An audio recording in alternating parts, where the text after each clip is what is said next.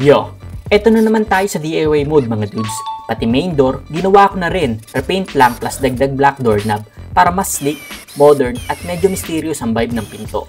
Sabi nga nila, unang kita pa lang sa pinto, dapat may dating. So ano pa inaantay natin mga dudes? Let's start!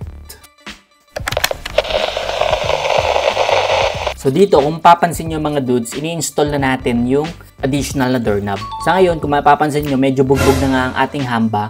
Pero gagawa natin yan ng paraan, mamasilyahan natin yan ng epoxy para naman medyo tumibay ulit. So dito, namasilyahan niya natin yung mga medyo may hindi maayos na parte ng ating hamba at pinto. Yeah, boy!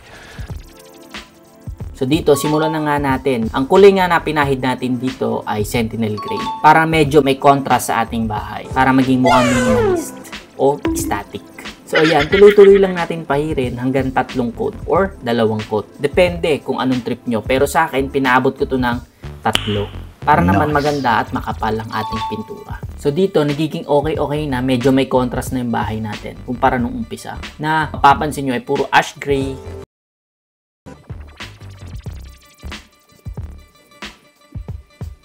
Dito, mapapansin nyo, ini-install na nga natin ulit yung door handle na mahaba and then yung doorknob na additional. Then, ilalagay na nga natin dito yung deadlock na dating naka-install. Ililipat lang natin siya sa bandang taas.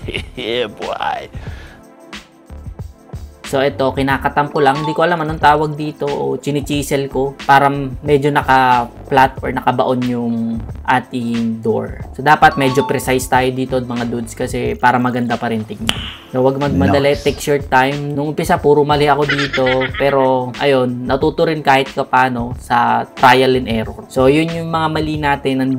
Doon napunta yung natin, tuition fee.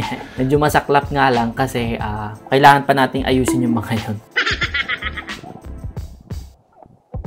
So dito, kung mapapansin nyo, talagang bugbog na yung hamba natin dito. Ito yung mga sinabi ko sa inyo, mga trial and error before. Pero kahit ganun, naayos naman natin yan using epoxy. Nice! Ayan, sinusukat lang natin. Pero alam ko, nagkamali ako dito kasi yung deadlock pala, meron pala siyang specific na strike plate na dapat na ginagamit. So dito nga sa part na to, bumili kasi ako ng maraming strike plate. Kasi nga nung dati, may puro mali at puro napipi yung strike plate ko. Kaya bumili ako ng marami para meron akong pagpapracticean.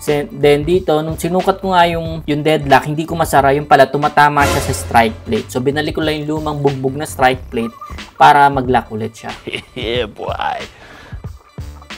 So dito, hindi ko na nilagyan ng tape. Di ko alam kung bakit hindi ko tinape. Pero dapat tape na lang to para mabilis. Ang iniisip ko kasi baka mag-bleed. So ang ginawa ko, nilagyan ko ng extra protection na papel para hindi mag-bleed. And roller na lang ng roller. Nice! So ayan, pati yung hamba sinama ko na para naman maayos yung ating pintura. Yeah, boy!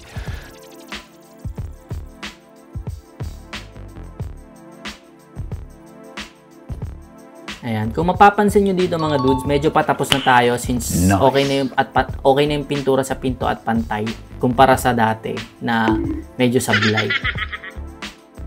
So ayan, medyo nakakatuwa nga yung outcome. Medyo gumaganda na yung ating house. From junk shop team house, ngayon nagiging static house na.